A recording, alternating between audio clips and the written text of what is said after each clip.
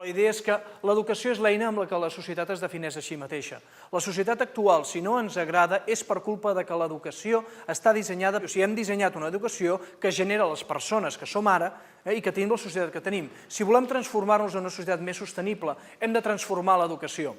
Els valors del software lliure, no només el software lliure com a eina per donar educació i per lliurar coneixement, que es pot fer molt, per exemple, amb Moodle, els valors que estan al darrere del programari lliure, aprendre a compartir, aprendre a treballar en comunitat, aprendre a desenvolupar una actitud hacker per investigar les coses i per anar més enllà, aprendre que som capaços entre quatre gats, un finlandès que s'avorreix publica un kernel i de cop i volta aquest kernel es converteix en un sistema operatiu que amenaça els grans sistemes comercials. Aprendre aquest tipus de coses, aquest tipus d'actituds que estan vinculades al que Pekka Himanen anomena l'ètica del hacker i el programari lliure, no és el capital, la riquesa de les nacions, sinó que són les pròpies persones. Existeix una eina de base, un corpus de coneixement comú, que és el software lliure, que utilitzen totes les companyies, i després diferents companyies i organitzacions ofereixen serveis basats en aquest software. Que si incorporem en l'educació, i no només l'educació dels nens petits o dels universitaris, sinó en la nostra educació de cada dia, tots vosaltres, tots nosaltres tenim molt clar que ens seguirem educant fins al dia que la casquem.